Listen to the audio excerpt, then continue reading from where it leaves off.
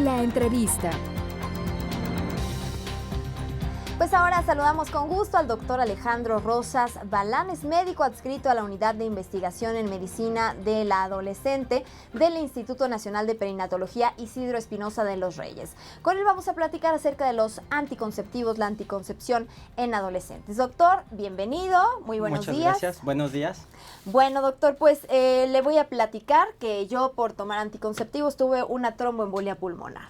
Así es que para mí y para el resto de las jóvenes, pues se nos hace muy interesante este tema de cómo protegernos, pero pues que no nos vaya a perjudicar la salud, ¿verdad? Claro que sí. Platíquenos, doctor, primero que nada, quiénes son los que sí pueden utilizar los anticonceptivos y no les ocurra como yo, que de repente casi me muero. Bueno, aquí lo importante es que siempre la primera vez que alguien va a tomar un anticonceptivo debe ser valorado por un médico.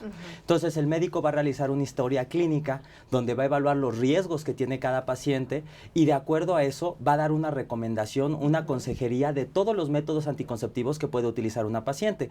Hablando específicamente de adolescentes, el problema está que muchas de las adolescentes o muchas pacientes jóvenes, como estoy seguro que es tu caso, pudieron haber utilizado un anticonceptivo muchas veces por una recomendación de algún familiar, algún conocido que dijo, a mí me funcionó. Lo ves en Así la tele, es, a mí me funcionó, yo estoy muy contenta, lo empiezan a utilizar, no fueron evaluados estos riesgos y es cuando vienen las complicaciones. Entonces, siempre el primer método anticonceptivo y de preferencia cada vez que se va a realizar un cambio, debe de ser una valoración por un médico. Claro. Ahora, ¿cuáles son los métodos anticonceptivos que son los ideales para las adolescentes? Bueno, entonces aquí hablando de los métodos anticonceptivos, sabemos que obviamente una adolescente pues no va a tener una cuestión económica para estar gastando muchas veces de manera mensual, estarse acordando de las pastillas o estarse aplicando algún método ya sea intramuscular como una inyección. Entonces nosotros, y de acuerdo a toda la literatura que tenemos nosotros en el Instituto Nacional de Perinatología, los métodos que recomendamos y que así está establecido para las pacientes adolescentes son métodos de larga duración. Aquellos métodos como son los implantes o los dispositivos intrauterinos que te protegen por 3, 5 y hasta 10 años, porque dentro de la perspectiva y el proyecto de vida de una mujer adolescente, creo que ninguna tiene planeado, o muy pocas, ser madre a corto tiempo. Entonces, el inicio de la vida sexual es el primer desencadenante para que una paciente que no tiene un embarazo planeado empiece a utilizar anticonceptivos y, repito, siempre asesorada y primero vista por un médico. Claro. Utilizar anticonceptivos podría tener algunos efectos en la fertilidad. Por ejemplo, si se toman muchos años, que al principio no quieren tener un embarazo, pero que después sí, y por haber utilizado muchos anticonceptivos ya no puedan. Definitivamente la respuesta es no. Incluso yo se lo pongo muy claro a las pacientes. Cuando tú estás tomando un anticonceptivo oral y de repente se te olvida 1 o 2 pastillas, ¿cuál es el riesgo? Sí. De que falle. Entonces es el mejor indicativo de que es mentira eso de que las dosis se acumulan, de que después vas a quedar infértil, de que vas a tener problemas de embarazarte. Tan es así de que la administración, si no son en los días que debe de ser la administración, ya sea mensual de una inyección, el cambio de un implante a los 3 años, el cambio de un dispositivo intrauterino 5 o 10 años, dependiendo cuál sea, si no lo realizas de esa manera, ¿cuál es el riesgo? Pues de que te embaraces. Entonces esos mitos que hay, que por el uso de anticonceptivos puedes quedar con algún daño reproductivo o que incluso pudiera ocasionar cáncer, es totalmente falso. Por ejemplo, hablando específicamente de los anticonceptivos hormonales orales, las pastillas, se ha visto que cuando los utilizas más de 5 años, te protegen contra cáncer de ovario, por ejemplo. Ah, bueno, pues qué bueno que nos aclara eso, ¿no? Porque muchas mujeres no querrán protegerse porque ¿qué tal si después no voy a tener hijos? Bueno, ahora en cuanto al dispositivo intrauterino, ¿es costoso? ¿Dónde se lo pueden aplicar a las adolescentes? En el Instituto Nacional de Perinatología nosotros tenemos un servicio de planificación familiar donde contamos con todos estos métodos, pastillas, inyecciones, dispositivos, implantes, y se aplican de manera gratuita a la población, específicamente en adolescentes y aquellas pacientes con un alto riesgo reproductivo.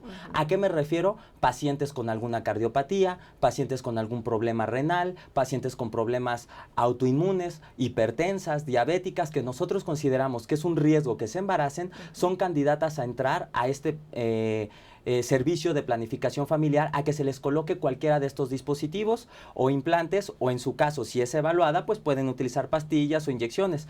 Aquí la cuestión está, repito, que siempre deben de ser evaluadas por un médico, y en la población adolescente pueden entrar también, que es menores de 17 años ahí en el instituto, donde pueden adquirir estos métodos. Se les hace una historia clínica, una exploración, signos vitales, y de acuerdo a eso se les recomienda cuál es la gama de métodos que pueden utilizar, y ahí se aplica y se revisa. Y en el caso de los dispositivos intrauterinos también existe el mito de que no, es que como yo no me he embarazado no puedo utilizarlo. Bueno, ahí a todas las pacientes también realizamos un ultrasonido, una evaluación ginecológica, donde de acuerdo a eso se toma la decisión de si se puede o no colocar un dispositivo intrauterino, dependiendo del tamaño uterino, y no tiene que ser en pacientes que ya hayan tenido embarazos, pueden ser en pacientes sin embarazos, donde se puede colocar y con toda seguridad. Perfecto. Oiga, doctor, ¿qué hay de las mujeres, de las adolescentes que pues utilizan regularmente la pastilla del día siguiente? Ok, aquí el problema de utilizar de manera rutinaria la anticoncepción de emergencia es que mientras más la uses, mayor es la tasa de falla. Aproximadamente la anticoncepción de emergencia tiene una efectividad que va del 75 al 85%. Si yo te digo esto, muy probablemente un adolescente va a decir, oye, pues no está tan mal, es mejor que un volado es 50 y 50. Pero si hablamos de que tenemos el implante que tiene una efectividad del 99.95, un dispositivo intrauterino liberador de levonorgestrel 99.9, un dispositivo intrauterino de cobre 99.6%, muy probablemente el adolescente va a decir, ah, no, pues me conviene más utilizar uno de esos porque tiene una mucho mayor efectividad. Entonces, el problema también viene cuando los adolescentes lo utilizan ya hasta de manera rutinaria, antes de tener la actividad, ¿no? Hoy voy a salir de fiesta y me la tomo por si acaso. Y además provoca muchos cambios hormonales, ¿no? Provoca cambios en el patrón menstrual, porque obviamente es una dosis alta de un medicamento que va a actuar retrasando la ovulación. Entonces, muchas adolescentes o pacientes ya mayores lo llegan a utilizar, y el problema de esto es que si yo la utilizo cuando estoy en mis días fértiles, pensando en que no me voy a embarazar, me retrasa la ovulación, y después vuelvo a tener otro contacto sexual y digo, pues ya no estoy en mis días fértiles. Y si yo no sé que actúa retrasando la ovulación, por eso puede fallar, porque entonces yo digo, ah, no me funcionó. No, es que sí te había funcionado, pero como volviste a tener actividad sexual y te retrasó tu periodo de ovulación, resulta que ahora continuabas en tus días fértiles, ¿no? Entonces ese es el principal problema, la alta falla mientras más dosis repetidas la utilices. Perfecto, doctor. Pues muchísima información, pero bueno, el Instituto Nacional de Perinatología siempre está ahí para atender a todas las adolescentes. Muchísimas gracias al doctor Alejandro Rosas Balán del Instituto Nacional de Perinatología. Muchas gracias, y ahí los esperamos para que puedan adquirir cualquiera de estos métodos que comentamos. Perfecto, muchas gracias, doctor, y buen día.